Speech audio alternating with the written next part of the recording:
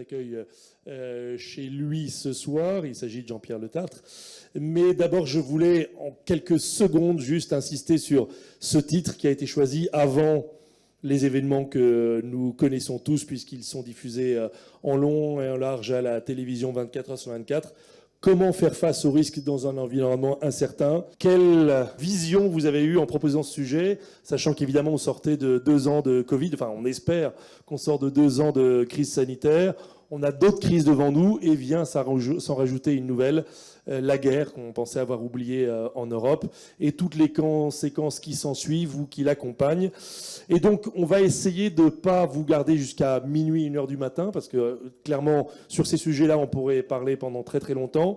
Nous sommes dans un temps contraint avec un cocktail qui est prévu à 19h45, qui va plutôt démarrer à 20h. Si vous avez des questions, on les posera à la fin, à la table ronde qui est prévue sur le programme que vous avez pu voir. Mais avant d'en arriver au débat, à la table ronde et au cocktail, je vous propose d'abord d'accueillir, donc, c'est lui qui nous accueille, donc Jean-Pierre Le Tartre, merci de nous accueillir ce soir en tant que président d'Entreprise et Cité et d'administrateur de l'IFA. Bienvenue donc dans la maison Entreprise et Cité.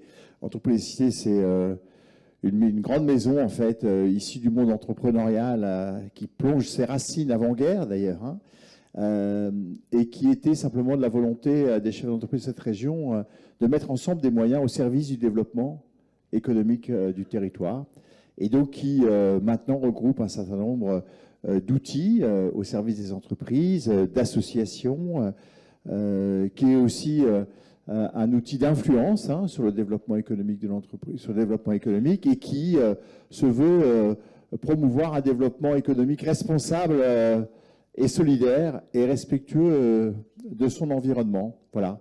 Donc c'est la maison en fait de toutes les entreprises du territoire. Hein. C'est pas la mienne. Je fais simplement œuvre serviteur en fait de cette maison pour la développer et la porter haut, parce que je pense qu'elle est significative d'une nécessité aujourd'hui, qui est la nécessité de la collaboration entre les entreprises, de la collaboration des entreprises avec le monde qui les entoure, que ce soit le monde politique, le monde associatif. Et on a de nombreuses initiatives. Hier, nous avions une initiative que nous avons lancée qui s'appelle Call & Care, qui a réuni 8 fondations qui travaillent ensemble au profit pour aider les décrocheurs suite au Covid. Déjà, faire travailler 8 fondations, maintenant 7 fondations ensemble, voilà.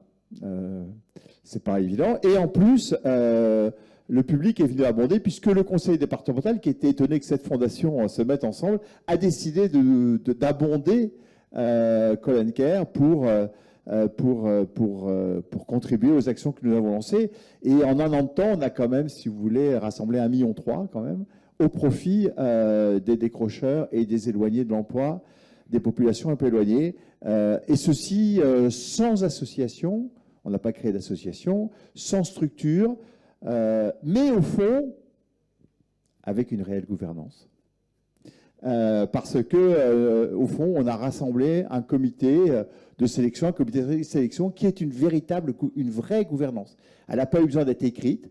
On n'a pas écrit de statut, on n'a pas écrit des articles, on n'a pas fait des mentions, etc. On a simplement réuni des gens qui avaient envie de travailler ensemble. On les a structurés. Et aujourd'hui, on a créé une très forte gouvernance de ce projet qui, quand même, gère de l'argent privé et de l'argent public. Donc, il faut quand même... Je crois que c'est la première fois qu'on gère de l'argent public sans structure, d'ailleurs. Mais voilà, mais ça marche, ça fonctionne. Et c'est peut-être ça, la vraie gouvernance. Alors, vous pourriez vous dire... pourquoi, au fond, mettre l'IFA dans cette région? Alors, il y a une première raison, c'est que le président de l'IFA est un ami. Bon, je ne sais pas si c'est suffisant de dire, mais c'est la première raison. Et quand il est devenu président de l'IFA et qu'il a vu que j'avais maintenant, je changeais de métier, j'avais une nouvelle vie professionnelle, il m'a dit, mais tu ne veux pas venir en tant qu'administrateur de l'IFA, que je connaissais bien du temps de mon époque EY. Et je lui ai dit, écoute, je vais d'abord te dire oui pour toi, pas forcément pour l'IFA. Et donc, je suis effectivement maintenant, j'ai la chance d'être administrateur de l'IFA. Et je trouve que l'IFA, effectivement, depuis que... enfin bon, depuis faut se dire les choses, depuis que Denis est là, a pris effectivement, à mon avis, le bon sens de la question de la gouvernance, qui était une réelle gouvernance des organisations, hein, pas que des entreprises, mais des organisations. Alors, qu'est-ce que c'est une réelle gouvernance des organisations? Parce que quand on parle de gouvernance aux entreprises et aux entreprises, notamment à des tissus, même aux grandes d'ailleurs, hein, grandes, moyennes ou petites, il y a souvent, vous savez, vous êtes gentil, Denis, mais bon, il faut que je fasse mon budget, mon chiffre d'affaires, mon résultat. Maintenant, il faut que je fasse attention au climat. Tu ne vas pas me rajouter en plus des machins de gouvernance. Je suis assez occupé comme ça. Et donc, effectivement, c'est la mauvaise présentation de ce qu'est la gouvernance. Aujourd'hui, il faut expliquer la gouvernance comme un outil, un moyen, effectivement, d'accompagner la performance responsable de l'entreprise. Et vous voyez, quand on voit les enjeux de transformation dans un monde incertain, et c'est vrai qu'on le savait incertain, mais on ne savait pas que l'incertitude était permanente, en fait. Hein. Et dans ce monde incertain, eh bien, il faut manager la transformation d'une entreprise, mais ça ne suffit pas. Il faut aussi la gouverner. D'où la gouvernance. Vous savez, c'est important pour moi de distinguer ce qui est le management de la gouvernance. Bien souvent, on mélange les deux. Management, c'est gérer au quotidien l'entreprise. La gouvernance, c'est autre chose. La gouvernance, c'est assurer effectivement l'adéquation entre les projets de l'entreprise et au fond l'ensemble des acteurs qui sont autour de l'entreprise. C'est ça qui est intéressant, c'est que je trouve que la gouvernance accompagne parfaitement ce que je vous disais tout à l'heure sur la nécessité du co. On doit travailler avec ses actionnaires, ses salariés, les parties prenantes de l'entreprise, les parties prenantes du territoire. Et cette nécessité de la collaboration, de la co-construction nécessite effectivement une gouvernance efficace et pertinente. D'où l'importance de développer au sein de nos organisations la question de la gouvernance. Et effectivement, je suis ravi que l'IFA se redéveloppe en fin de compte sur les territoires et notamment sur l'un des plus beaux territoires riches en entreprises et en organisations, qui est les Hauts-de-France. Et donc, merci à Denis et aux équipes, hein, et à toutes les équipes de l'IFA. Et puis, merci aussi à ceux qui ont accepté de prendre le flambeau pour développer l'esprit de gouvernance au sein de notre région. Donc, merci à Karine, merci à Arnaud, qui sont, je pense, deux acteurs légitimes, deux porteurs légitimes de ces messages pour la gouvernance. Donc, qu'est-ce que ça fera? Ils vont vous l'expliquer. Hein. J'avais envie de, si je puis me permettre, de proposer quelques éléments à leur programme de travail qui seront, à mon avis, tout à fait capables, qu'ils n'ont pas besoin de moi pour le faire. C'est au fond 3 mots. Je pense qu'il faut inspirer. C'est-à-dire qu'il faut effectivement apporter le sens, l'inspiration de la gouvernance, parce que sinon c'est une obligation. Il faut partager les expériences dans ces domaines-là, et chacun a vécu des expériences de défaillance de gouvernance. Hein. La géopolitique nous en montre en ce moment, des défaillances de gouvernance. Hein. Et puis, il faut former. Hein. Et il y a un gros travail, et on sait que l'IFA est un formateur reconnu dans ces domaines-là, et il faut former nos décideurs, nos acteurs du territoire à ces questions de gouvernance, parce qu'effectivement, la gouvernance, ça s'apprend, c'est pas qu'inné. Donc voilà toutes les raisons qui militent à ce que l'IFA se développe. Bien entendu, Entreprise Cité, ravi d'accueillir, de soutenir, de supporter, au sens anglais du terme, cette initiative. Vous savez que, enfin vous savez peut-être pas, mais peut-être d'ailleurs que nous avons lancé un grand travail de revisite de notre stratégie, je dirais, au niveau de l'entreprise et cité, et notamment notre raison d'être, j'allais dire d'être entre guillemets, qui est agir pour les réussites indissociables avec un S et un S à réussite de l'entreprise et du territoire, et que nous ne l'avons pas appelé raison d'être, mais la raison de faire. Et donc effectivement, on est dans l'action, et quand on est dans l'action, il faut aussi une très bonne gouvernance. Voilà, je laisse la parole maintenant à notre animateur. Voilà, et donc vous cédez la parole à Denis Thérien qui, en tant que président de l'IFA, va nous présenter eh bien l'IFA, sa raison d'être et puis les enjeux de gouvernance dont vous venez de parler à l'instant. Merci à toutes et tous d'être venus. Merci à Jean-Pierre de ton accueil. C'est un plaisir de venir ici. J'avais des réunions ici avec un autre Jean-Pierre. Je vois Jean-Pierre quand j'étais au... Voilà, quand j'étais au conseil d'administration du MEDEF. Donc, si jamais un jour vous voulez être président ici, il faut s'appeler Jean-Pierre. Sinon, il n'y a aucune chance. Ou Karine, parce qu'on en a aussi deux. Ou Karine aussi. Voilà, ou Arnaud.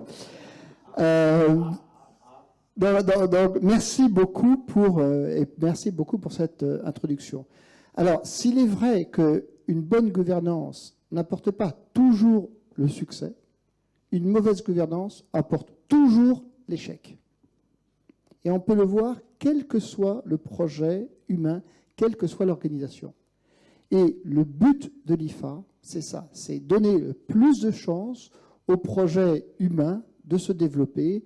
Et on va même pousser plus loin, à l'IFA, on dit, pour une croissance durable, pour une croissance responsable, créatrice de valeur durable. Alors, qu'est-ce que fait l'IFA? Comme Jean-Pierre le dit, on réfléchit sur des sujets de gouvernance, quel que soit le type d'organisation, que ce soit une société cotée, une société familiale, une association, une fondation, une ONG. On diffuse la réflexion et on forme. C'est ça les trois éléments que l'on a. Aujourd'hui, quelques chiffres. L'IFA, c'est à peu près 3000 administratrices et administrateurs. On a 90% des sociétés du SBF 120, par exemple, qui font partie de l'IFA. C'est l'an dernier 230 réunions de réflexion qu'il y a eu. Et comment ces réunions se sont faites? Aujourd'hui, l'IFA, c'est 11 clubs et commissions qui se réunissent sur des sujets précis. Par exemple, je fais partie du club ETI et je vais réfléchir en tant qu'administratrice ou administrateur d'une ETI en quoi je peux améliorer la gouvernance chez moi.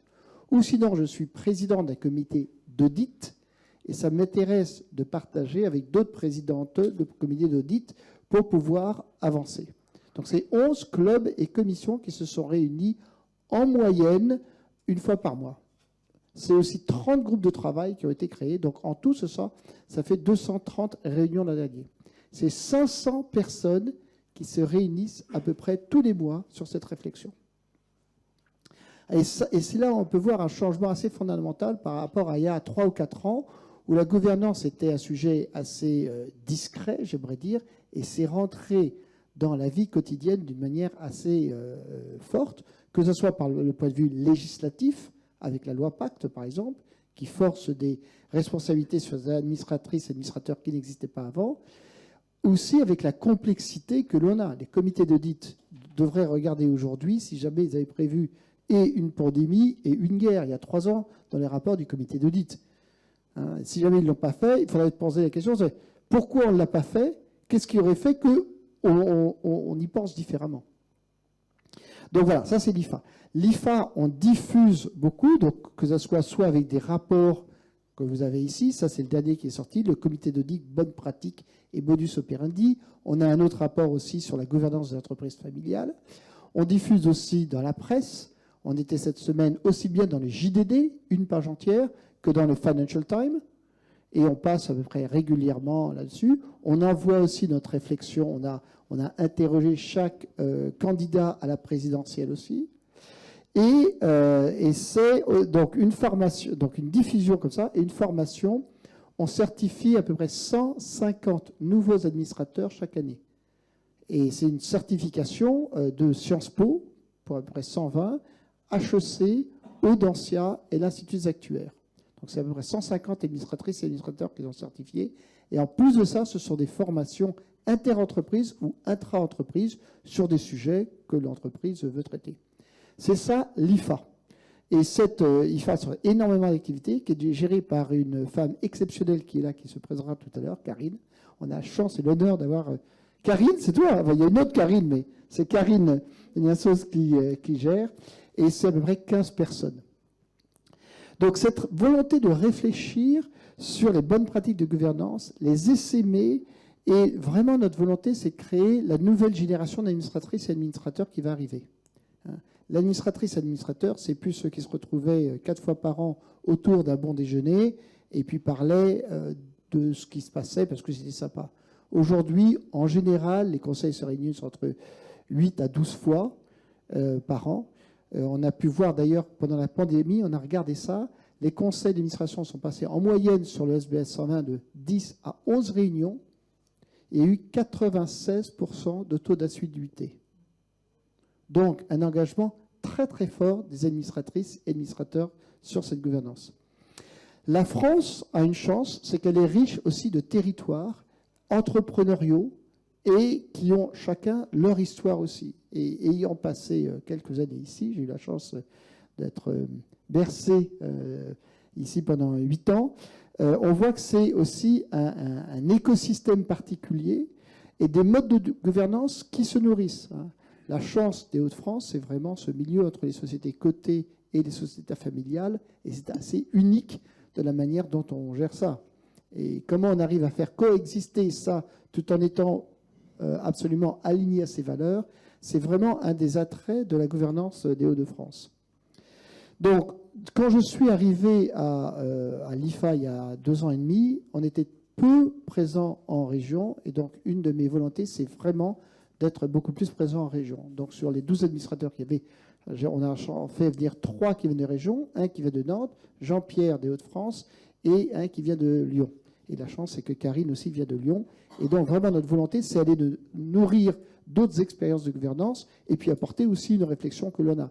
Et c'est avec cet échange qu'on va pouvoir s'enrichir. La chance qu'on a aussi à Lille, c'est que Lille est quand même un centre avec des réflexions différentes. Il y a aussi toute l'approche européenne qui existe ici. On a la chance d'avoir dans la salle Béatrice qui dirige l'ECODA. L'ECODA, c'est l'association de toutes les IFA dans tous les pays, Institute of Directors en Angleterre, Gouberdan en Belgique. Donc on est fédérés ensemble au sein d'une association. Et Béatrice, qui est dans la salle, c'est elle qui dirige cette association. Et ça, c'est vraiment aussi, Lille est à ce point de mélange de culture, et cette projection européenne existe très fortement ici. Donc aujourd'hui, si jamais on réfléchit à cette gouvernance, elle est différente si jamais je suis dans une ETI, dans un grand groupe ou dans une association. Alors un tout petit pas, en France, il y a 175 000 administratrices et administrateurs, en gros. 175 000, d'accord ? Il y en a 125 000 qui sont dans des associations et fondations. Il en reste 50 000 entreprises, en gros, 25 à 30 000 qui sont dans des mutuelles, et en gros 25 000 qui sont dans des entreprises. Alors on parle beaucoup du 440 du SBF 120, mais sur ces 25 000, ça en fait que 1500. Donc attention, l'entrepreneuriat français, la richesse française, ce n'est pas le 440 et SVS 120 sur toutes ces autres entreprises, essentiellement dans des territoires, et qui représentent aussi à peu près donc 23 500 administratrices et administrateurs. Et on a pu voir aujourd'hui que ces administratrices et administrateurs sont assez challengés par les événements qui nous challengent. Et qu'est-ce que l'on fait quand je suis administratrice et administrateur dans une boîte qui se prend le Covid ? Quand les crises est arrivée, 3 conseils d'administration m'ont appelé en disant on a des sociétés en telle croissance qu'on a des gens qui savent gérer la croissance. Ils savent gérer les marques, le développement, l'ouverture de magasins, le recrutement d'équipes. Mais ils disent là, on est en crise. On n'a aucun administrateur dans la boîte qui sait ce que c'est qu'une crise. Et le DG, qui est un DG de croissance, il est perdu. Et il a besoin qu'on vienne l'aider. D'où le défi, c'est comment avoir la bonne diversité dans mon conseil pour pouvoir aider le DG. Parce que le conseil est là pour aider le DG à faire encore mieux. Donc voici des éléments sur lesquels l'IFA va challenger. On parle beaucoup de diversité homme-femme. Oui, c'est très très bien. La loi Copé-Zimmermann, c'est bien.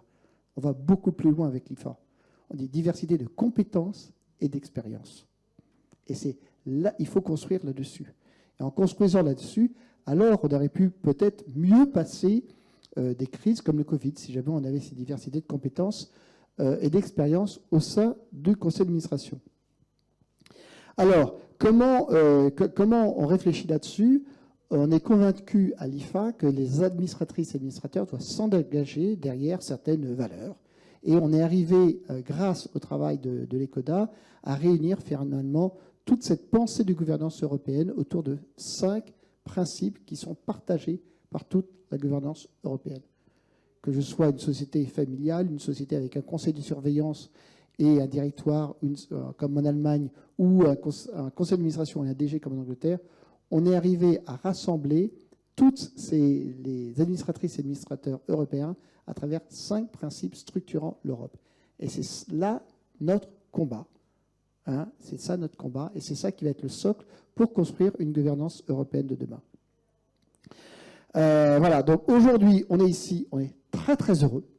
L'an dernier, on a ouvert le bureau à Nantes, et aujourd'hui, c'est une joie qu'on a d'être dans les Hauts-de-France, et pour moi, de revenir ici, un lieu que je visite quand même régulièrement, parce que je suis toujours au conseil d'administration de Cofidis, dans lequel je suis depuis un peu plus de 10 ans. Merci infiniment, Denis Terrien. Et donc, je prends le relais et c'est moi qui vais présenter plus en détail Karine. Je vous en prie, vous pouvez commencer déjà à vous installer. J'appellerai vos petits camarades qui vont débattre avec vous pendant un petit quart d'heure. Karine Donien-Sauze est donc une ancienne élue lyonnaise, on vient de l'entendre à l'instant, que vous venez de cette belle région. Vous avez fait carrière chez Electronic Arts. Alors pour ceux qui ne savent pas, mais moi je connais très bien, j'ai joué à vos jeux vidéo quand j'étais plus jeune. Vous êtes entrepreneuse, administratrice de société et donc surtout, vous êtes la déléguée générale de l'IFA depuis juin 2020. Avec vous, je vous propose d'accueillir également Karine Charbonnier, tout d'abord. Merci de nous avoir rejoints. Vous êtes issue de l'entreprise familiale avec un parcours politique significatif à la région. Aujourd'hui, vous êtes très engagée à la CCI, toujours sur les questions de formation. Et enfin, j'accueille également Arnaud Lefort, très grand engagement territorial aussi, que ce soit au niveau du MEDEF ou de la CCI sur les sujets de développement. Voilà, merci à tous les trois. Karine, je vous cède la parole. On est en retard, mais on le savait déjà, donc je vous confie les clés du camion pendant une quinzaine de minutes. Mais nous sommes là pour prendre le temps de cette discussion. Alors bonsoir à tous. Merci Jean-Pierre de l'accueil. Merci évidemment Denis qui a pu évoquer qui est l'IFA et on est aussi ici pour cela. Merci évidemment Jean-Baptiste de me passer la parole. Bonsoir à tous. Bonsoir Karine. Bonsoir Arnaud. Alors, on l'a brièvement dressé, et puis le thème de la conférence parle d'elle-même. Nous ne sommes pas à n'importe quel moment de la gouvernance. La complexité est probablement le terme que nous avons entendu le plus dans toute cette année, dans tous ces derniers mois, et pour cause, cette complexité s'est considérablement accélérée. Complexité tout d'abord dans l'environnement qui accompagne les entreprises et qui induisent une extension des responsabilités à l'échelle des conseils d'administration, des conseils de surveillance, des directoires. On sent ces préoccupations, nous, tous les jours, à l'IFA, au travers des témoignages. Et puis, une complexité également qui se projette sur le système de gouvernance lui-même que l'on doit imaginer à l'échelle des organisations. En tout cas, c'est le constat, moi, très concret que je fais depuis que j'ai rejoint l'IFA il y a maintenant un peu moins de 2 ans. Et c'est aussi le constat qui s'impose dans nos clubs, commissions, nos 26 groupes de travail. Denis l'a évoqué.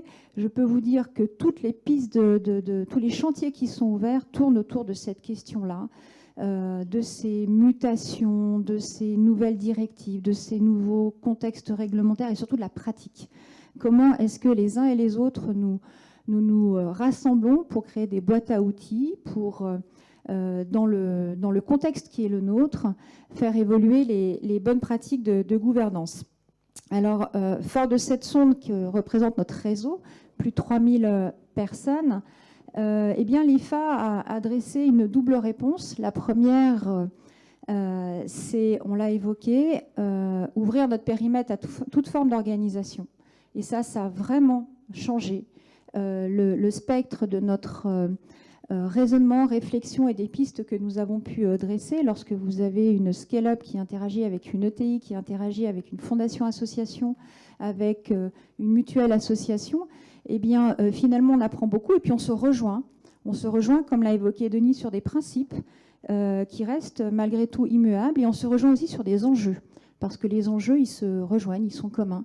Le défi climatique, la fracture sociale, enfin bref, on va se les dire. Et puis l'autre réponse, c'est celle d'ancrer l'IFA dans les territoires, c'est-à-dire de venir au plus proche de là où les discussions se font, dans ces entreprises territoriales qui sont aussi extraterritoriales parfois, puisqu'on peut avoir des activités qui portent complètement à l'international. Et ça, ce besoin, on l'a ressenti. Et c'est ce qui fait qu'aujourd'hui, on est là avec vous ce soir. Et moi, je suis particulièrement heureuse parce que convaincue, pour avoir œuvré pendant plusieurs années au sein d'un écosystème territorial qui était celui de la région lyonnaise, de l'importance et de la richesse de ces acteurs économiques qui sont ancrés dans nos territoires divers pour résoudre les questions qui se présentent. Et donc, ouvrir ces cercles de débat au plus près, c'est une réponse magnifique. Alors, on va maintenant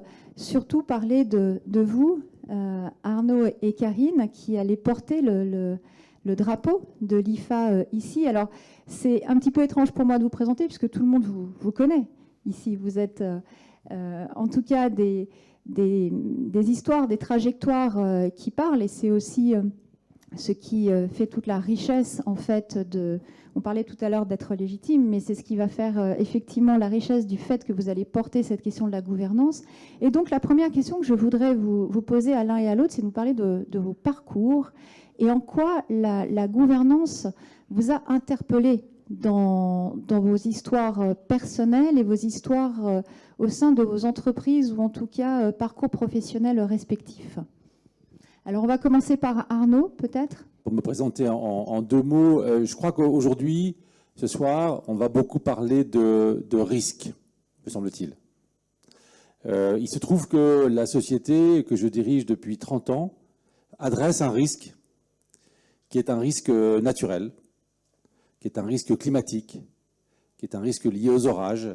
Et voilà, donc je trouve que c'est, en guise d'introduction, peut-être une chose à dire qui replace tout à fait dans le contexte de la soirée.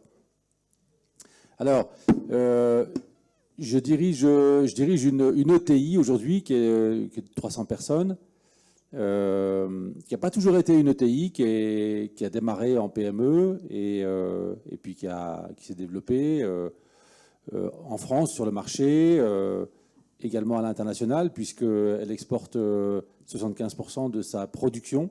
Donc c'est vraiment un enjeu très très important pour nous. Et donc je dirais que dans les raisons qui m'interpellent sur le sujet de la gouvernance, il y en a 3, et en particulier donc sur le sujet de l'IFA Hauts-de-France qui est le nôtre ce soir. La première, c'est comme je le disais, c'est mon parcours d'entrepreneur, c'est mon parcours de chef d'entreprise qui m'a confronté à différentes tailles d'entreprises et donc à des tailles d'entreprises qui n'étaient pas forcément très concernées par une gouvernance structurée. Et puis ça évolue. Et puis en fait, on prend conscience tout doucement que diriger une entreprise, c'est plus facile quand on a des conseils d'administration qui sont actifs et divers.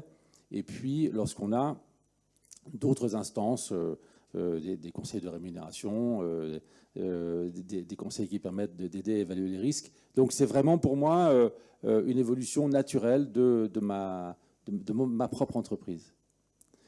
La deuxième raison, alors je termine, la deuxième raison c'est évidemment c'est mon engagement sociétal, m'engager pour l'IFA, m'engager pour le développement d'une meilleure gouvernance demain et en particulier dans la région Hauts-de-France. C'est pour moi effectivement logique dans la mesure où je souhaite consacrer une partie de mon temps à des causes qui vont bien au-delà de la cause de mon entreprise. Et puis la troisième raison, c'est aussi de faire une équipe avec Karine. C'est pas la seule, mais elle compte. Parce que je pense qu'on fait bien et volontiers des choses qu'on fait avec plaisir. Et il se trouve que je partage avec Karine un certain nombre de valeurs sociétales depuis longtemps et que voilà, c'est un gage de réussite assuré. Merci Arnaud. À moi. Moi j'ai un parcours de chef d'entreprise et très tôt, ça fait 25 ans que je suis dans des conseils d'administration dans les entreprises dans lesquelles j'ai investi. Et pendant très longtemps, et comme en France en général on est PDG, les choses évoluent, mais il y a confusion entre le président et le directeur général. Et il y a un peu confusion du coup, en tout cas moi, dans mon parcours, il y a eu longtemps confusion entre le DG, mon rôle de comité de direction et mon rôle de président du conseil d'administration. Et donc j'ai eu toute cette pratique, et puis au fur et à mesure des années, de ce qu'on traverse dans sa vie d'entreprise, que ce soit des enjeux de succession, de transmission ou des repositionnements stratégiques, on se rend compte souvent de manière non préparée à des moments où ça devient très très important, qu'on a besoin d'une instance de recul qui aide à envisager un certain nombre de choses, qui aide à aligner les intérêts des actionnaires, des parties prenantes, des équipes, etc. Et donc, au fur et à mesure, je me suis interrogée sur ma pratique d'administrateur versus ma pratique de chef d'entreprise. Et en participant aussi à quelques conseils d'administration en dehors de ceux dans lesquels, de chez moi, je me suis rendu compte qu'en fait, il n'y avait pas de conseil d'administration ou de conseil stratégique qui étaient identiques. Chacun a sa pratique, sa propre mayonnaise qui prend ses propres bonnes habitudes, bonnes pratiques et parfois moins bonnes pratiques. Et en m'interrogeant là-dessus, en fait, je me suis formée à l'IFA l'année dernière, promo 50, voilà. Et j'ai trouvé ça tellement enrichissant de prendre du recul par rapport à cette pratique, de bien distinguer les deux. La pratique d'administrateur, c'est pas pour le SBF 120 ou le CAC 40, c'est pour toutes les entreprises depuis la start-up jusqu'au CAC 40, parce qu'elles ont toutes des questions de gouvernance et il ne faut pas s'en occuper quand l'entreprise va mal ou qu'on a une échéance dans les 6 mois. C'est quelque chose de toute façon qui peut booster l'entreprise tout le temps. Voilà. Donc quand Jean-Pierre Le Tartre m'a proposé de travailler avec Arnaud, outre le plaisir d'être avec Arnaud, je me suis dit, c'est vraiment important qu'IVA se développe dans les Hauts-de-France. C'est pas un énième club de chefs d'entreprise, on parle de gouvernance, ce n'est pas pareil. Et je trouve que c'est bien si on peut développer aussi cette pratique, ces formations, ces réflexions dans la région. D'autant qu'on a des enjeux régionaux spécifiques, beaucoup de start-up, beaucoup de transmissions. On parle de milliers de transmissions dans les années à venir dans la région. Et que donc, si tous ensemble, on peut construire un écosystème d'administrateurs, je pense que ce sera une très bonne chose. Alors, Jean-Pierre évoquait tout à l'heure la richesse de votre tissu économique ici. Quels seraient les sujets qui pourraient véritablement s'inviter dans les cercles de réflexion que vous allez ensemble lancer avec l'ensemble des personnes qui souhaitent s'intéresser à la gouvernance ou qui ont besoin de s'intéresser à la gouvernance? Je crois que ce qui caractérise la région des Hauts-de-France, c'est qu'on a une typologie d'entreprise qui est, comme le disait Karine à l'instant, extrêmement variée. On a évidemment quelques belles locomotives d'activité dans la région, dont certaines sont présentes ce soir, et qui tirent l'activité régionale vers le haut, vers la croissance avec tout leur écosystème. On a aussi, à l'inverse, un terreau de start-up. On a un certain nombre d'incubateurs de start-up parmi les plus efficaces de France qui permettent à des jeunes pousses de démarrer et de croître. Et puis, on a tout ce tissu intermédiaire de PME, de grosses PME, de TI, de grosses ETI. Et je pense que c'est ça qui fait l'intérêt de la région et la particularité de la région. C'est tout ça. Et voilà. Très bien. Alors, vous, Karine, vous avez créé une société d'investissement avec un objectif bien spécifique, puisque vous êtes engagé sur la transition écologique. Et là, on touche du doigt une tendance de fond qui s'est également fortement invitée à l'ordre du jour des conseils et des entreprises en général. Comment apporter des réponses à cet enjeu environnemental, mais également sociétal, et comment faire de justement la gouvernance un levier pour s'assurer que la stratégie d'entreprise réponde à cette attente que la société a aujourd'hui. Est-ce que vous pouvez nous en dire un mot? Dans quelle mesure elle pourrait, cette approche transversale pourrait avoir une résonance particulière ici, dans les Hauts-de-France? La transition écologique, c'est un sujet stratégique fondamental. Donc, à partir du moment où c'est un sujet stratégique, c'est un sujet de conseil d'administration. Donc, conseil d'administration, par ces débats, par la méthodologie, les outils qu'ils développent, est, à mon sens, un partenaire fondamental de l'entreprise par rapport à cette transition écologique qui va du business model aux valeurs qu'on défend, au positionnement concurrent. Enfin, bon. On a une région qui est, je pense, particulièrement consciente des enjeux, même si c'est jamais suffisant. Mais en tout cas, on a un terreau, un écosystème qui permet de bien s'informer, de bien être accompagné. Et donc, si en plus on a une bonne gouvernance pour appréhender le sujet et s'assurer qu'on ne fait pas du greenwashing, mais vraiment du business model et du développement stratégique, c'est vraiment un sujet important. Alors plus concrètement, tous les deux, voilà, vous êtes coprésident de IFA Hauts-de-France. Qu'est-ce que vous souhaitez proposer à ce territoire? Comment est-ce que vous allez vous organiser? Si vous aviez un appel à faire, qu'est-ce que vous auriez à dire? Alors, on est au lancement de l'association. On a commencé à travailler avec un premier groupe. Donc, ce qui est certain, c'est qu'on veut développer des conférences comme ce qu'on fait ce soir pour qu'on puisse se retrouver et échanger informellement et construire. Mais après, tous ceux que ça intéresse de s'impliquer encore davantage dans l'IFA, on cherche à élargir l'équipe pour vraiment construire ensemble la stratégie de ce qu'on veut développer pour le territoire. De tous les Hauts-de-France, pas que en métropole. Donc si vous pouvez nous aider aussi à aller porter la bonne parole sur le littoral, à Amiens, enfin, etc. On cherche un petit peu à se développer. Et puis, imaginer ensemble comment porter la parole de la bonne gouvernance dans la région au service des entreprises. On a des petites pistes, mais tous ceux qui ont envie de s'engager à nos côtés sont voilà, plus que bienvenus. Arnaud, l'IFA dans 3 ans, ici? Moi, je suis évidemment tout à fait en phase avec Karine sur ça. L'IFA dans 3 ans ici, c'est une salle qui soit remplie à moitié comme aujourd'hui et à moitié de jeunes. Parce qu'on a quand même beaucoup d'enjeux de transmission, de succession, d'entreprises qui doivent passer des générations, et qu'il faut aussi qu'on n'oublie pas nos jeunes pour les former, pour les acculturer à la gouvernance et les préparer à leurs responsabilités de demain. Merci à tous les deux.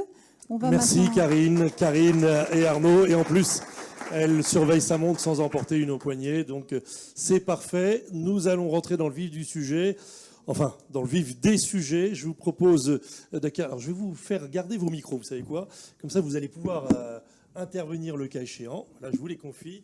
Et je vous propose maintenant d'accueillir sur scène tout d'abord Bénédicte Deluz, si vous voulez bien me rejoindre. Je vous installe, allez, je vais me décaler, je vous installe ici, comme ça il y a le micro, et ainsi que Grégory Sanson. Merci, si vous voulez bien aussi nous rejoindre.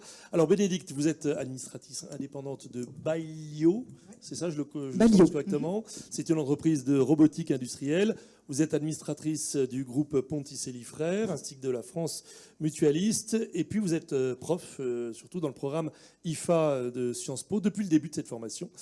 Et vous êtes également fondatrice d'AI Risk Service. Je ne rentre pas dans le détail, mais AI, ça veut bien dire intelligence artificielle. Vous nous en parlerez sûrement au cours de cet entretien. Grégory Sanson, vous êtes président de Lille Place Financière. Vous êtes par ailleurs directeur finance, transformation digitale et développement géographique du groupe Bonduel. Vous n'avez pas d'usine en Ukraine ? Si, je vous remercie de m'avoir invité, ça me change de ma journée de travail. Ah ouais, évidemment.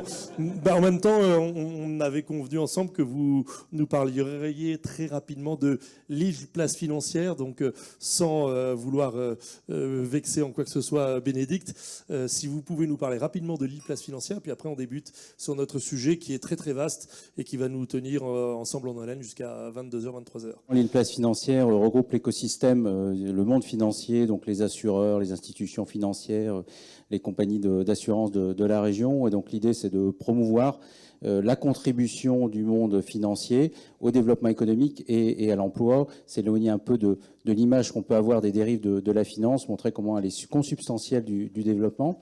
Et puis, c'est d'une part faire connaître les instruments qui sont à la disposition des chefs d'entreprise pour leur développement. C'est aussi promouvoir l'offre locale de services. Ça, c'est très important parce que quand on est à Lille, on a souvent le mauvais réflexe de prendre le TGV de 7 heures et puis on va chercher des conseils à Paris qu'on trouve dans la région avec un niveau de qualité au moins équivalent et souvent beaucoup moins cher.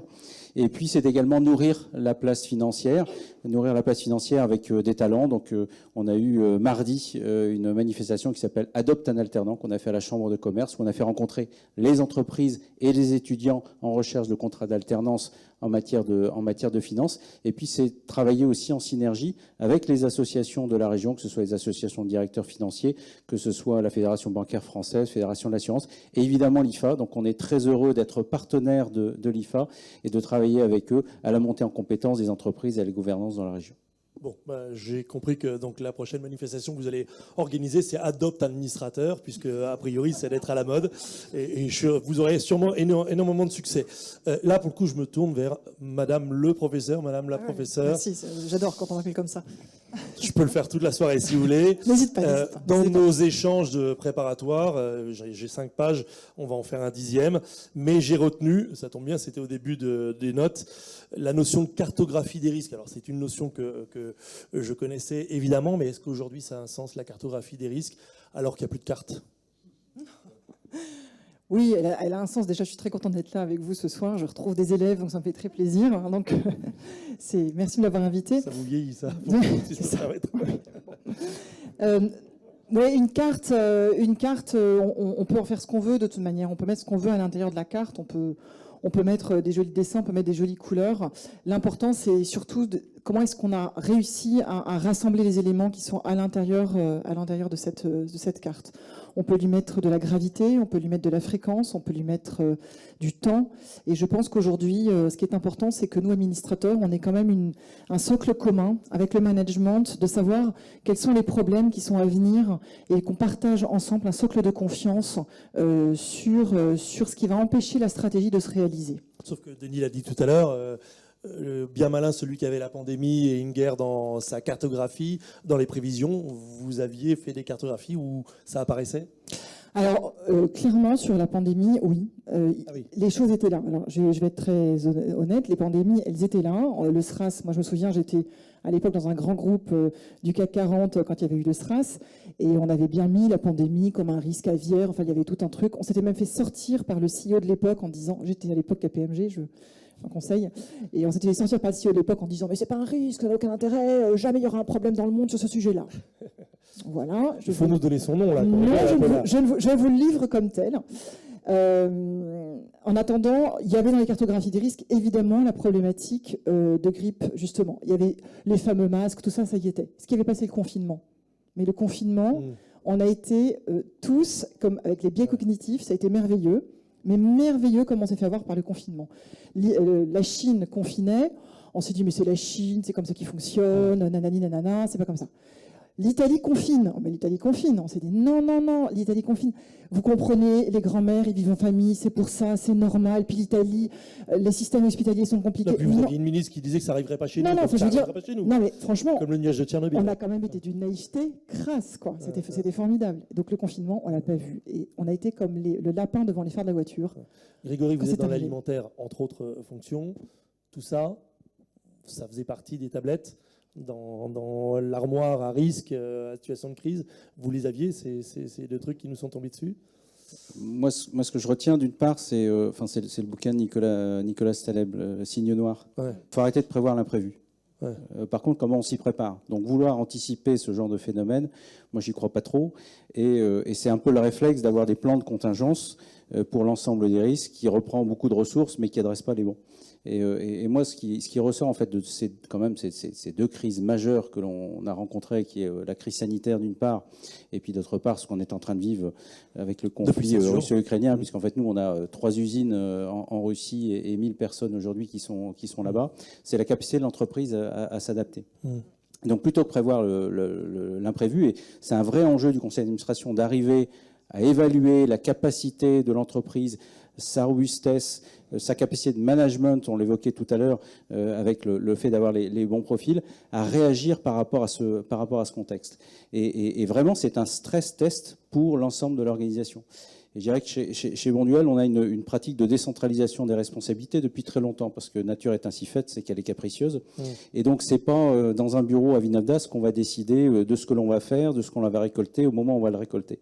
En fait, c'est ce qu'on appelle les chefs de plaine, les gens qui sont sur le terrain, qui vont décider. Il faut récolter maintenant. Sous-entendu la plaine. La plaine agricole. Et il faut récolter maintenant, il faut récolter demain. On va faire de la qualité Bonduelle, on va faire de la qualité private label, marque de distributeur. Et c'est cette philosophie en fait d'adaptation constante, en fait, elle dirige l'ensemble de l'entreprise, et c'est probablement ça qui nous a inspiré au moment de la crise sanitaire. Non, mais à vous entendre, le chef de plaine, c'est le bon sens paysan. Est-ce que dans un conseil d'administration, et je m'adresse aussi à Madame le professeur, est-ce qu'il faut avoir, on l'a dit tout à l'heure, le conseil d'administration, il ne faut pas que des gars qui savent pédaler très très vite, il faut aussi des mecs qui savent faire du vélo quand le pédalier est cassé. Attention à la composition de son comité d'administration, conseil d'administration, j'ai sur mes notes. Vous aviez des gars dans vos équipes qui étaient capables d'anticiper ou de réagir à cette situation incroyable? Alors, moi, j'ai la chance de participer à la gouvernance de Bonduelle, en fait, à 3 niveaux. Donc, le groupe Bonduelle est encore détenu par la famille Bonduelle, donc c'en est la 6e, 7e, on est même à la 8e génération. Bon, ils sont encore un peu petits pour être administrateurs, mais ils seront bientôt formés par l'IFA. Donc au niveau on va dire du family office, au niveau de la société qui est cotée, puisqu'on a cette particularité d'être à la fois une société familiale et cotée, et puis pour complexifier un peu, on est une société en commandite par action. Donc il y a cette particularité que c'est que le gérant a tous les pouvoirs. Bon, mais la contrepartie, c'est qu'il est responsable sur ses biens propres de toutes les dettes de l'entreprise. Et donc j'ai cette chance d'être spectateur de cette exigence de gouvernance de la famille Bonduelle au niveau de la famille. Parce que dans une société familiale, la grande chance de la société, c'est la famille. Et le plus grand danger, c'est la famille. Et donc ça, il faut que ce soit régulé. Notamment l'absence de passe-droit, la formation, la compétence, c'est une exigence au quotidien. La gouvernance, en fait, c'est une exigence. Et puis au niveau du conseil de surveillance, mais également du conseil d'administration, le conseil de surveillance, il n'a pas son mot à dire sur la stratégie. Le conseil de surveillance, il s'assure de la bonne conduite des affaires sociales. C'est son rôle dans une société en commandite. Qui fait la stratégie? Ça peut être le gérant. Et très tôt, la famille Bonduelle, Christophe Bonduelle en l'occurrence, a bien compris du danger d'être isolé dans la prise de décision. Donc ça veut dire que vous avez les paysans au sein du conseil d'administration? Alors pas encore, on les a l'actionnaire. On a fait une augmentation de capital dédiée à nos agriculteurs. Ouais. Mais on a un conseil d'administration qui allie à la fois l'associé commandité, celui qui a tout pouvoir mais responsable sur ses biens propres, et puis une grande diversité. Donc un ancien directeur général du groupe, mais aussi un banquier, mais aussi un juriste. Et pour en être le secrétaire du conseil d'administration, je peux vous dire que c'est un vrai lieu de débat. Et puis, pour rebondir peut-être sur un commentaire tout à l'heure, il y a une dissociation récente entre la présidence et la direction générale au niveau de Christophe Bonduelle, et je peux vous garantir que le niveau d'exigence, là aussi, de Christophe a bien augmenté. Donc, je le conseille à tout le monde. Bénédicte, est-ce qu'il faut purger tous les conseils d'administration? Non mais moi j'ai la parole libre, je suis journaliste. On m'a demandé d'animer ce débat, donc je peux poser des questions naïves et bêtes peut-être, mais là aujourd'hui, est-ce qu'il faut remplacer un tiers des conseils d'administration pour prendre des anciens des forces spéciales? Tiens, le président du MEDEF, dont on sait qu'il a un peu le nez cassé quand on le regarde à la télévision, je vous rappelle qu'il a quand même été fusillé marin commando, donc est-ce qu'il faut prendre des fumacos dans les conseils d'administration? Non, alors d'autant plus que je suis administratrice de la France Mutualiste, qui est spécialisée chez les militaires. Donc j'ai beaucoup de militaires. J'ai 2 généraux dans mon gouvernement. Non, dans mon conseil d'administration. Non, c'est pas le sujet. Dans notre état-major. Dans notre état-major, c'est pas le sujet. Je pense que le Conseil, d'abord, il a un rôle qui est différent quand on est en crise, quand on est dans le quotidien, j'ai envie de dire. Quand on est sur du trend normal, on est challengeant, on est à essayer un petit peu de bousculer les établis, de prendre de la hauteur par rapport au management et d'essayer de les mettre dans une réflexion qui va les aider, qui va aider la performance. Quand on est en crise, on est solidaire, on avance, on se met vraiment dans un autre mode. Je dirais qu'on a l'impertinence courtoise dans un certain au départ. Et après, quand on est vraiment en crise, on est ensemble, on est solidaire, on avance, on discute. Les premiers calls qu'on a eus l'année dernière, quand on a eu la crise du Covid qui a commencé, c'était vraiment comment ça va, est-ce que vous tenez le choc, moi j'ai vu un CFO la première fois en mai 2020, j'ai un peu perdu les dates, un CFO mai 2020, j'ai vu les valises qu'il avait sous les yeux, je lui dis j'espère que vous vous arrêtez. Vous allez finir sous un camion. Et finalement, c'était ce CFO avec lequel on pouvait avoir des discussions assez houleuses sur certains sujets, mais c'était plus du tout le thème. Il fallait être dans un autre registre qui était attention, c'est la crise, mais on calme le jeu, c'est pas ça, s'il vous plaît. Vous voyez ? Donc, je crois qu'on a vraiment, j'aime pas le terme de contre-pouvoir, mais de contre-regard. On a un contre-regard en étant conseil. Je ne suis pas exécutif, je ne suis pas là au quotidien dans l'entreprise. Je suis en administrateur, je suis là 3 fois, 4 fois, 10 fois, plusieurs fois par an, mais je ne suis pas au quotidien. Et le fait de travailler en amont sur ce qui peut arriver, sur des incertitudes, finalement, moi, ça m'aide à mieux réagir aussi, à être plus pertinent dans mes réflexions et dans l'appropriation de ce qui peut se passer demain. Non mais Bénédicte et Grégory, soyons pas naïfs, on espérait tous, on attendait tous, on croyait tous qu'il y aurait un plateau ou même que l'ascenseur allait recommencer à grimper tranquillement avec un grand soleil, un ciel bleu et tout allait bien se passer. On pensait sortir de la crise sanitaire et pam, on se prend une guerre sans avoir eu le temps de souffler, de se reposer, de s'arrêter, de reconstituer ses forces. Comment continuer à mais ça fait depuis toujours que c'est ça. Alors, il y a des anciens. Non, mais il y a des anciens qui vous diront, relisez Sénèque et Tocqueville. Ils vous disent, mais oui, on est en crise, ça va pas du tout. L'avenir, les générations, c'est l'horreur. À chaque fois, c'est un éternel retour. Ouais. C'est un éternel retour. Entre 2011 et 2020, on a pu souffler un peu quand même. Oui, peut-être, mais pour certains, c'était d'autres crises. Il y a eu les subprimes, il y a eu les startups qui sont tombées, il y a eu des moments difficiles aussi pour d'autres personnes. Alors, c'est vrai que là, on les enchaîne, mais en fait, on prépare, et c'est là où je m'inscris un petit peu en faux dans ce que vous avez dit, Grégory, au départ, c'est que je pense qu'effectivement, de travailler sur l'analyse des risques pour faire du papier et faire du PowerPoint, ça n'a aucun intérêt. Par contre, travailler sur des méthodes de réflexe, des manières de fonctionner et surtout un partage au niveau du conseil et avec la direction générale sur le niveau de risque qu'on est prêt à prendre.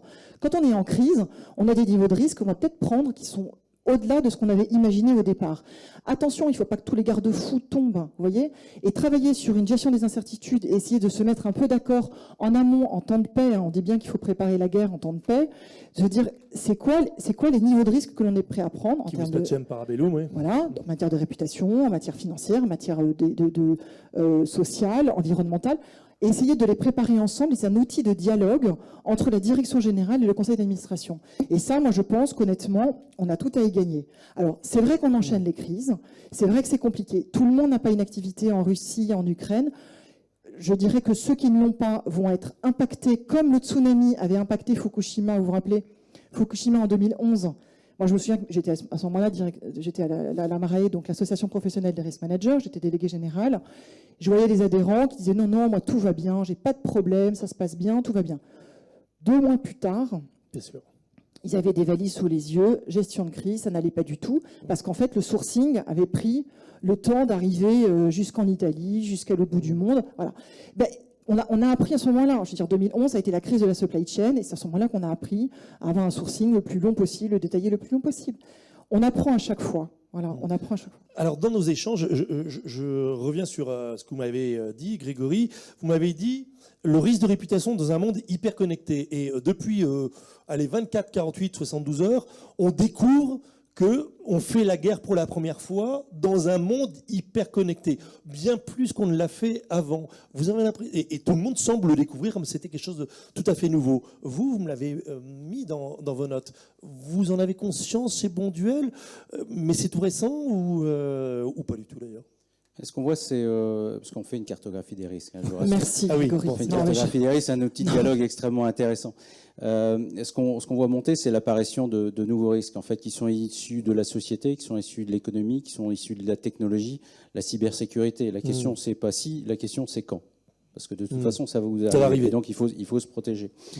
Évidemment, Oui, le c'est vrai risque climatique. J'ai un défaut, un biais journalistique. Je pensais hyper connecté que communication, mais évidemment, il y a toute l'industrie qui est aussi connectée et qui peut se faire planter par une attaque informatique. Ah, vous avez celle-là, mais vous avez tout à fait raison. Et un élément important, nous, dans les assets, c'est la réputation de l'entreprise. Oui, parce que c'est ça, vous me disiez, Voilà. réputation, le risque de réputation dans un monde hyper connecté. Voilà, la réputation de la marque. Aujourd'hui, par exemple, le conflit russo-ukrainien nous pose un véritable problème. C'est-à-dire on va être cash. Le luxe français s'est drapé dans sa vertu, Bien sûr. parce que ça représente 0,01% du chiffre d'affaires, avec des marges qui sont sans comparaison avec celles de Bonduelle. Et pour sortir de Russie, il suffisait de tirer le rideau devant un magasin. Nous, on a juste 100 millions de capitaux investis et on a 1000 personnes aujourd'hui. Et donc, on ne peut pas se permettre d'avoir ce genre de réaction, je dirais un peu épidermique, d'autant plus qu'on a une responsabilité particulière, c'est qu'on nourrit la population. Et donc, c'est compliqué. Et donc, la vigilance sur le risque de réputation, c'est essentiel, parce qu'encore une fois, c'est un asset important de l'entreprise. Et donc, on est partagé aujourd'hui entre des injonctions contradictoires, entre le fait qu'il y ait un certain nombre de sanctions qui soient imposées en Russie. Vous êtes en train de nous dire que vous êtes venu ce soir alors que vous n'avez pas encore trouvé la solution. Eh ben, on n'a pas trouvé la solution parce qu'on ne connaît pas tous les problèmes. À mon avis, ça c'est. Je crois que vous avez fait une cartographie des risques. C'est le vrai sujet. On ne connaît pas encore tous les problèmes. En tous les cas, pour le risque russo-ukrainien. Cette navigation à vue, enfin, d'ailleurs, c'est pas à vue puisqu'on parle de brouillard de la guerre. J'étais au Kazakhstan il y a quelques jours. La traductrice parlait tout le temps de brouillard de la guerre. J'ai vérifié, c'est une expression française qui existe aussi que je connaissais pas. On est en plein brouillard de la guerre, en plein brouillard de tout. Est-ce que il y a des méthodes que vous enseignez peut-être ou qu'il faut inventer pour naviguer dans ce brouillard? Le GBS, Oula, le GBS. le gros bon sens. Ah bon, je pensais que c'était un GPS. C'est l'intuition alors. Mais oui, non, mais c'est de toute manière. Vous venez de l'inventer ou vous l'avez déjà sorti en cours? Je l'ai déjà sorti en cours. Oui, je Le l'ai sorti plein de GBS. fois. En plus, c'est pas de moi, c'est d'un des élèves qui était dans une des promos de l'IF, de Sciences Po. Le Donc, gros bon sens. qui m'a dit un jour, de toute manière, la cartographie, c'est le GBS, c'est le gros bon sens. Et je trouve que c'est tellement vrai. C'est tellement vrai. Donc, en fait, aujourd'hui, il faut retravailler, évidemment. Moi, ce qui me fait peur, j'entends tout à fait ceux qui ont déjà des activités, ils sont déjà le mur, ils l'ont pris il y a 3 semaines, même 1 mois. Enfin, en plus, ils avaient commencé à préparer des éléments, certainement avant, parce que ça commençait vraiment à sentir mauvais, cette affaire. On va demander à Grégory s'il avait Ce qui me commencé à fait préparer peur, quelque chose. c'est ceux qui pensent qu'ils sont protégés. Parce qu'en fait, ils vont prendre la vague là bientôt. Vous allez voir la vague, l'inflation qui va arriver là. Est-ce qu'on a travaillé sur des scénarios d'inflation dans la salle? Est-ce que certains ont déjà travaillé sur des scénarios d'inflation dans la salle? Allez-y, puisque Madame la professeure de lever la main. Est-ce que vous avez travaillé sur les scénarios d'inflation ou pas? Ceux qui lèvent la main, ceux qui lèvent pas la main, c'est sur les Karine, scénarios ça tombe bien, c'est d'inflation. votre copilote. Donc, elle va vous montrer comment travailler sur un scénario d'inflation. C'est ça. C'est quoi un scénario d'inflation? C'est à 2 chiffres ou à 3 chiffres? Bah justement, on va mettre des hypothèses. Hypothèses avec du temps, et comment est-ce que ça va se passer, et comment est-ce qu'on va pouvoir tenir, et comment est-ce que le cash va pouvoir tenir, comment est-ce qu'on peut l'endettement va pouvoir tenir. C'est de travailler sur ces scénarios-là. Aujourd'hui, il y a des commandes qui sont refusées par ArcelorMittal, parce qu'en fait, ils disent on ne peut pas garantir le prix à 3 mois. On ne peut pas. Donc quand vous vous retrouvez avec une toute petite pièce en lithium, alors je ne sais plus quelles sont les terres rares exactes en Ukraine, hein, je vais dire des grosses bêtises, eh bien en fait vous allez avoir à un moment un effet qui va arriver. Alors déjà que le sourcing était compliqué. Le néon, moi, je viens de découvrir que le gaz néon, il est produit en Ukraine. Alors je ne pensais pas celui-là, mais le titane, ceux qui saviez je pas, crois que le titane, c'est très le important. titane, c'est en russe. Ukraine. Le titane, c'est la Russie, et le néon, c'est à Odessa. Bon, on va se retrouver avec le titane, comme ce qui se passe en Russie comme en Ukraine, on ne va plus pouvoir l'importer, on ne va plus pouvoir le récupérer. Alors on fait quoi? Comment est-ce que ça va se passer dans les boîtes? On va avoir toute la filière aéronautique va se retrouver à nouveau complètement embarqués dans un arrêt total de la production, parce que je crois qu'ils ont besoin de titane, et là encore, je ne suis pas spécialiste, ils ont besoin de titane dans leur production, et qu'ils n'ont pas de réserve, ils ont des réserves, je crois, jusqu'en juin. Ils ont 3 Voilà, mois de jusqu'en réserve. juin. Voilà. Et demain, on fait quoi? Bon, on va pas résoudre les problèmes d'Airbus ce soir, ni d'ailleurs peut-être de Bonduelle, désolé pour vous. Dans nos travaux préparatoires, j'ai aussi, je ne l'ai pas entouré, mais là, il me tombe sous les yeux, le mot confiance. on est très tenté parfois de cacher un truc sous le coude en se disant ça va pas se voir ou au moment où ça viendra. En gros, est-ce que à ce moment-là, c'est une épreuve de conscience entre tous les acteurs de l'entreprise? On doit tous dire. D'ailleurs, est-ce qu'on peut tout dire, Grégory? Vous avez les micros, vous pouvez aussi réagir tous les deux, hein, évidemment. Une crise comme la crise sanitaire ou le conflit russo-ukrainien, c'est un stress test en fait. C'est-à-dire qu'on met de la pression, on met de la pression dans le tuyau et on voit où ça fuit. Et donc tout ce qui fonctionnait en temps normal aujourd'hui, on vous apportait des dysfonctionnements. La logique de votre chaîne de valeur, d'avoir poussé peut-être un peu trop loin la recherche de compétitivité, ça vous revient dans la figure. Votre diversification des risques. Vous parliez tout à l'heure de la façon dont on avait appréhendé ça. Donc il y a une exigence de la part de notre actionnaire de référence qui nous donne des guidelines sur notre politique de marque, sur notre structure financière et notamment sur nos capitaux à risque. Donc depuis très longtemps, on compte les capitaux qui sont à risque et il faut que l'entreprise Bonduelle survive alors même qu'elle soit privée de ses capitaux à risque. Alors c'est pas simple. Hein. Est-ce que quand on est en Hongrie, on est à risque ou pas? Oui, en Russie c'est évident, ça je vous rassure, c'était dans les capitaux à risque. Bon. Le Brésil aussi. La Hongrie, on peut se poser la question. Donc, c'est jamais un exercice facile, mais en tous les cas, c'est ce qu'on disait tout à l'heure sur la cartographie des risques, c'est un outil de dialogue. Vous créez un dialogue entre votre board et votre management. Et au sein des équipes opérationnelles, vous créez des dialogues également et vous trouvez des solutions qui pourront être utilisées, mais là aussi dans des contextes particulièrement adverses, totalement inattendus, imprévus. Là aussi, c'est le gros bon sens. Moi, je rejoins complètement. J'ai envie d'embêter Karine et Arnaud pour leur poser la question qui va derrière confiance, c'est transparence. Transparence entre administrateurs, transparence avec le management, transparence avec les actionnaires, transparence avec le monde extérieur. Madame le professeur a la réponse, en tout cas, vous laisse, et puis bon, c'est vrai que moi je suis une des anciennes élèves et c'était il y a quelques mois et j'ai eu la chance d'avoir plusieurs heures. Il y a des slides sur la transparence dans les cours. Et ce que je voulais peut-être dire aussi, ce que je retiens quand même, moi ce qui m'a passionné dans le cours de Bénédicte, c'est que c'est comment, parce que on peut penser que c'est un sujet opérationnel, l'analyse des risques. Il y a des méthodes. Ça remonte des équipes, c'est audité par l'audit interne, ou enfin ça dépend de l'organisation des entreprises. Mais ce qui est intéressant, c'est le rôle du conseil d'administration aussi, donc effectivement qui travaille en transparence, en confiance, mais qui va être là pour interpeller sur la méthode, s'assurer qu'il y a des process, mais aussi qui va fixer, comme vous venez de le dire rapidement, Bénédicte, le niveau d'acceptabilité. Et quelque part, c'est un travail sur les valeurs et la stratégie de l'entreprise. Et c'est ce en quoi c'est un sujet extrêmement important et qui, quand la crise arrive, c'est mieux d'être préparé, d'avoir anticipé, même si la crise n'arrive pas exactement là où on l'avait attendu. Mais, elle n'arrive jamais là où on l'avait attendu. Mais bon, parfois, elle arrive dans des risques de supply chain. Il y a des niveaux, et puis on peut travailler sur la réduction des risques, la mitigation et tout ça. Donc c'est un sujet qui n'est jamais terminé. Professeur? Non, je pense que il va falloir arrêter de m'appeler professeur. Je suis avant tout administrateur. Alors, administrateur, professeur. Non, ce que je veux dire, c'est que je pense que c'est important, ce socle de confiance, cet outil de dialogue. En fait, quand vous êtes... On va sortir du temps de la guerre. On est conseil d'administration, pas en gestion de crise, en mode challenge, impertinence courtoise, comme je disais tout à l'heure. En fait, quand on est dans un conseil d'administration, on a tous des points de vue différents sur la prise de risque. On a tous un passé, on a tous des envies, on a été ingénieur. Alors on est ingénieur, on a tel mode de fonctionnement, on a tous un passé, on a tous une envie de prendre des risques, c'est très personnel. Et en fait, finalement, l'intérêt d'une cartographie des risques et de ce socle de confiance, c'est de travailler ensemble sur la prise de risque commune. C'est de dire, on prend pas. On y va pas. La réputation, jusqu'où est-ce qu'on est prêt à accepter de prendre un risque ou pas?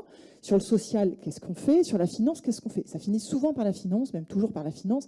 Moi, j'aime le citer en dernier parce que je pense qu'on y pense un peu trop souvent, même si tout se traduit en finance. Mais revenons sur l'appétence. L'impétence, c'est quand même quelque chose, c'est la somme de toutes les peurs d'un conseil. C'est là où le conseil doit être équilibré. Il doit prendre plusieurs personnes. Si vous êtes à l'international, avoir de l'international, d'autres sensibilités. Quand on est dans une entreprise familiale, c'est très compliqué. Quand en entreprise familiale, on a cette histoire commune et donc avoir des administrateurs indépendants qui peuvent venir, avoir éventuellement un conseil, un administrateur financier qui vient, qui amène un autre regard au niveau de l'entreprise, moi je trouve que c'est un plus. Et c'est de travailler ensemble justement à... Et si on avait ça comme problématique qui arrivait, jusqu'où irions-nous? Jusqu'où irions-nous? Et d'en parler à un moment en étant dépassionné et en ayant objectivé au maximum la prise de risque. L'objectiver, c'est-à-dire donner des éléments factuels, concrets, de l'événement redouté, ça pourrait faire ça, jusqu'où est-ce qu'on irait? Je suis d'accord, ce n'est pas ce qui va arriver, mais en attendant, c'est de le préparer en amont et peut-être dépassionner le débat, parce que parfois, on a quand même des administrateurs qui ont des visions, on est quand même étonné de leur regard, mais c'est ce qui forme cette diversité-là. Sur le positionnement du conseil d'administration, nous on considère vraiment que le conseil d'administration c'est une ressource. C'est-à-dire que c'est pas le management qui vient expliquer, reporter la performance, éventuellement se faire engueuler. Non, on utilise le conseil d'administration comme un cercle de réflexion. Donc vous arrivez avec ta question. Qui alimente. On arrive avec des questions que l'on pose au conseil d'administration et on bénéficie de cette diversité pour arriver à des solutions qu'ensuite on mettra en pratique. Et donc c'est vraiment dans les deux sens. Moi je suis frappé par la montée en compétences aujourd'hui et l'exigence que l'on demande aux administrateurs. Donc faites-vous former à l'IFA parce que c'est quand même très compliqué d'administrateur. C'est plus le bon restaurant du On ne vient pas chercher ses jetons de présence pour écouter un rapport. Non, mais la compliance, les exigences RSE, tout ça c'est à l'agenda aujourd'hui, nécessite des compétences, une responsabilité aujourd'hui qui augmente. Et puis ça fait maintenant que je suis dans cette belle entreprise, donc j'ai aussi la profondeur temporelle. J'ai vu aussi les profils énormément évoluer. Si aujourd'hui on est confronté à ces problèmes de réglementation d'administrateurs, si on est confronté à la digitalisation des entreprises, il faut aussi accueillir des générations un petit peu plus jeunes que ce qu'on avait plutôt l'habitude de faire. Donc trouver des gens qui sont à la fois en activité et qui acceptent de passer du temps dans les conseils d'administration, c'est pas toujours facile, mais à mon avis c'est une exigence. Karim, est-ce que l'image de l'administrateur, chez les journalistes économiques, et dans la population générale, c'est pas le rentier qui vient récupérer ses jetons de présence, écouter un rapport, et puis ça s'arrête là? Je crois surtout qu'on ne sait pas ce que fait un conseil réellement, et encore moins une administratrice, un administrateur. Alors en revanche, ce que l'on constate dans les médias depuis maintenant quelques temps, c'est que les histoires d'entreprise se racontent par les histoires de gouvernance. Et ça, c'est un fait tout à fait notable et nouveau. Et ce qui a été souligné par Grégory est tout à fait juste, c'est que nous, ces derniers mois, on a eu énormément de témoignages sur la difficulté rencontrée par des personnes qui étaient pourtant en place dans des conseils, une difficulté nouvelle. Du fait de la complexité des sujets, du fait d'équilibre qu'il fallait trouver dans la collégialité, puisque c'est au-delà de la diversité, c'est la collégialité, et trouver toujours cette ligne de crête sur des décisions à prendre à bon escient et cette articulation avec aussi le management. Toutes ces questions-là sont maintenant sur la place publique. Et surtout, la formation, encore une fois, elle fait la différence tout autant que l'information. C'est-à-dire qu'il faut s'ouvrir au monde et il faut penser extrêmement large pour resserrer sur la question de l'entreprise, son projet et comment elle répond à son environnement et à ses événements. Alors, le journaliste, il se demande comment Orpea a pu arriver. Moi, j'ai été alerté quelques semaines avant la sortie du livre. Attention, ce livre, est-ce que tu peux le récupérer? Comment les administrateurs n'ont pas vu qu'il y avait un risque à ce niveau-là? Mais je crois qu'ils ont vu. Ah oui. Oui. Oui, ils l'ont vu parce qu'ils demandaient d'après les ventes qui se sont passées, je pense que certains étaient au courant, en tout cas, que... Je ne pensais pas à 15 jours, je pensais plutôt à 15 semaines ou à 15 mois. Oui. Après, je vais vous dire, administrateur, on peut voir des choses, on n'a pas le pouvoir. Néanmoins, notre pouvoir, si on n'est pas d'accord, c'est de démissionner. Et de l'ouvrir. Non, mais d'accord, on a parlé en conseil, on a dit ce qu'on avait à dire.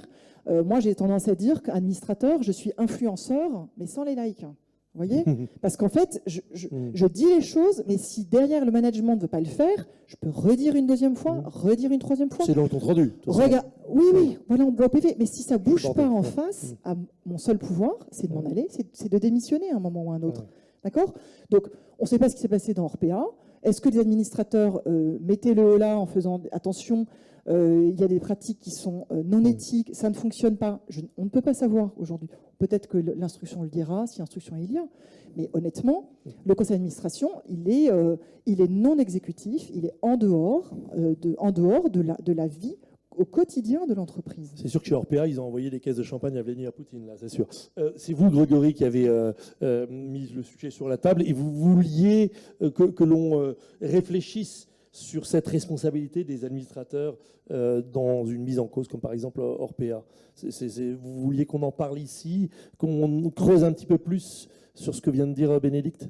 Non, c'est à mettre en rapport avec cette complexité que j'évoquais aujourd'hui. C'est aujourd'hui une responsabilité extrêmement importante qu'on va rechercher. On le voit dans le cas d'Orpea, mais on l'a vu dans d'autres considérations aussi. On l'a vu sur des aspects de greenwashing, par exemple, hein, donc des banques qui se sont fait attraper avec des actifs qui étaient soi-disant verts et qui ne l'étaient pas. Donc il y a une responsabilité grandissante, d'où l'intérêt et l'importance d'être bien formé et d'être apte à endosser ces responsabilités. Et si ça n'est pas le cas, en tirer les conséquences et accepter de ne plus en être. On va passer aux questions de la salle. J'ai encore plein de choses sur lesquelles je voudrais vous interroger et je vais le faire en mode ping-pong ou fond de cours de tennis. Je joue ni à l'un ni à l'autre, en tout cas très très mal. Est-ce que la RSE est encore un sujet pour les prochains mois alors qu'on vient de se prendre le plafond sur la tête ? Oui, voilà pour vous. Moi, je pense que la RSE, c'est bien plus important que la guerre en Ukraine. Je pense qu'on est... C'est inaudible. Mais non, c'est pas inaudible. Le changement climatique, c'est encore plus important que ce qui va se passer. Donc non, c'est pas inaudible. Le désengagement des salariés, le bien-être des salariés et l'équilibre actuellement social de nos collaborateurs, c'est extrêmement compliqué après ce qu'ils viennent de vivre. Donc il n'y a pas « Ah oui, mais c'est la guerre, tu comprends, on verra ça après ». Ah ben non. Enfin, moi, je ne le vois pas du tout comme ça. Maintenant, attendez, il y a un temps long. Hein. Il y a des choses qui sont du temps court, du temps moyen et du temps long. L'environnement, c'est du temps long. Mais le temps long, à force de dire que c'est dans plus tard, c'est on démarre aujourd'hui pour obtenir plus tard. Donc non, on ne lâche rien sur ces sujets-là. Grégory ? On a très clairement une raison d'être et une stratégie qui est claire, qui est ce double projet, qui est la croissance durable à impact positif. Donc c'est complètement intégré dans notre modèle. C'est consubstantiel à notre activité, hein, notre matière première, ce sont les champs. Et donc la bonne santé de la planète, c'est aussi un gage de pérennité pour nous. Bon, le sujet fait réagir. Arnaud, vous voulez peut-être ajouter quelque chose ? Il y a plus de foudre. Monsieur, derrière, sinon. Vous avez 2 micros, donc vous devez parler 2 fois. Changement climatique, la foudre. Ouais. J'étais en train de voir avec mon voisin s'il souhaitait intervenir, mais non. Il n'a pas le choix. Alors, moi, je ne suis pas encore allé en formation. Hein. Ah. Et bien justement, c'est intéressant. Mais par contre, avec tout ce qu'on entend ce soir, je crois que je ne vais pas... Là, vous signez tout de suite. Là. Parce qu'il y a des tas de choses passionnantes qui sont dites. Voilà. Mais je vous en reparlerai après la formation. Bon. Juste rebondir sur ce qui était dit. Vous vous présentez peut-être pour ceux... Oui. André-Paul Leclerc, administrateur d'entreprise Voltalia, qui est une entreprise d'ENR cotée en bourse. En fait, chez nous, on a un peu un proverbe, c'est exigence quand ça va bien, bienveillance dans la crise.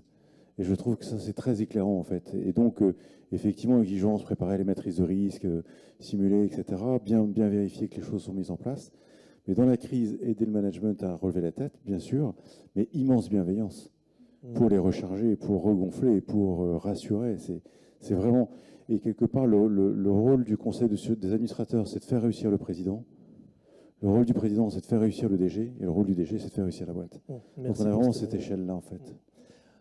Avant le cocktail, on est en retard sur notre avance ou on avance sur notre retard. Je vous propose maintenant de nous poser vos questions et après on sera libéré pour aller au cocktail. C'est le moment ou jamais de les interroger, d'interroger Karine 1, Karine 2, Arnaud 1, Arnaud 2, Grégory 1, Jean-Baptiste 1. Allez-y.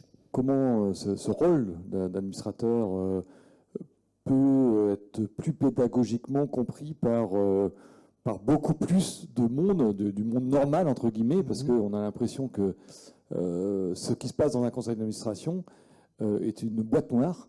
Comment on pourrait imaginer rendre accessible cette utilité et perceptible? Est-ce qu'il faut améliorer cette connaissance de l'administrateur, professeur ? Oui, moi je pense que c'est une bonne piste. Alors, je pense que déjà le fait d'avoir fait rentrer des femmes dans des conseils d'administration, ça a été le début d'une évolution, voire d'une révolution.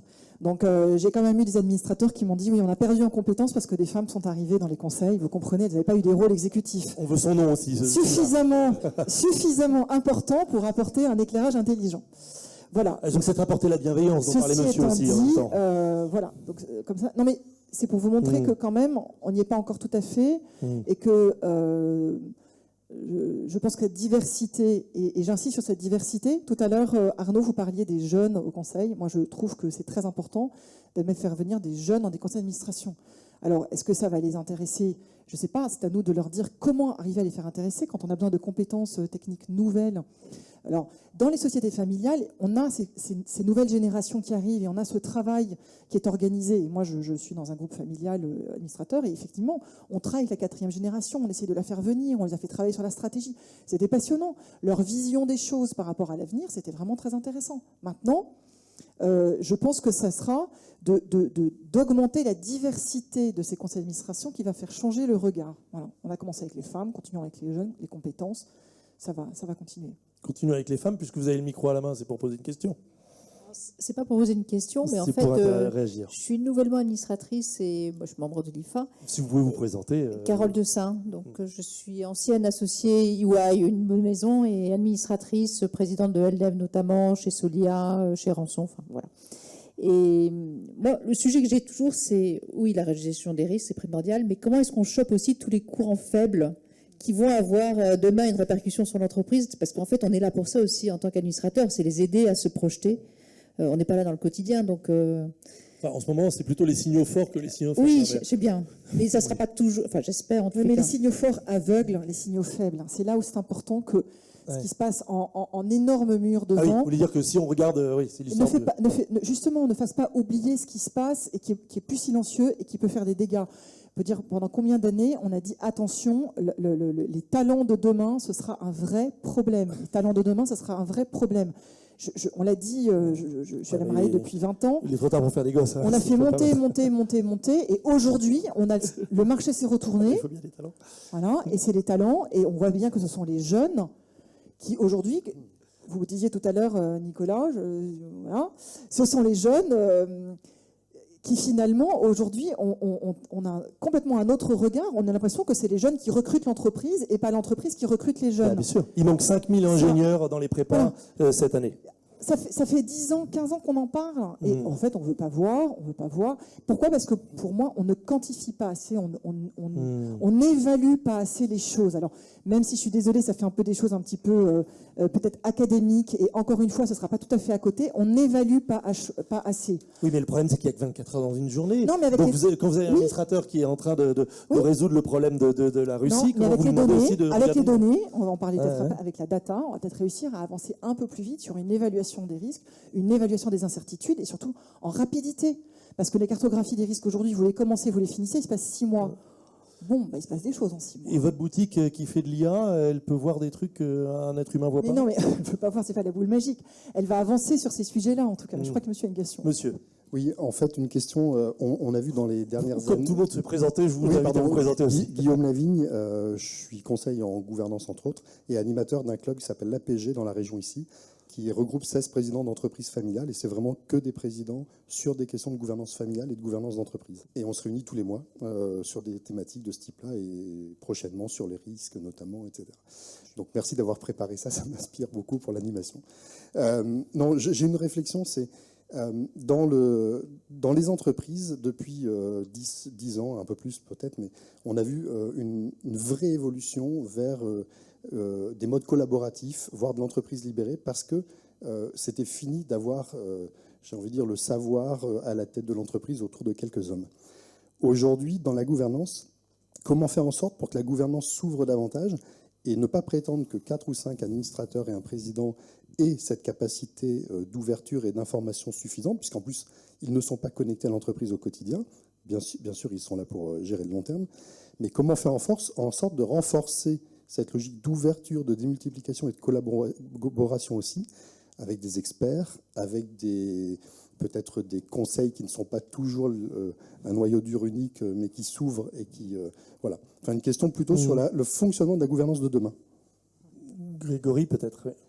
Oui, donc d'abord une attention à la composition du conseil d'administration, et on a la chance d'avoir un représentant des salariés au conseil de surveillance. On a des représentants de salariés également au conseil d'administration. Donc ça, c'est une courroie de transmission. On parlait de transparence tout à l'heure, qui est pour moi essentielle. La diversité que je citais de la composition. Et puis, par exemple, nous, on est dans un projet de transformation aujourd'hui, en se disant que pour favoriser la transition alimentaire vers l'alimentation végétale, qui est notre ambition, eh bien, il faut se diversifier sur de nouveaux territoires produits, nouvelles technologies. Et j'évoquais la ressource que constitue le conseil d'administration.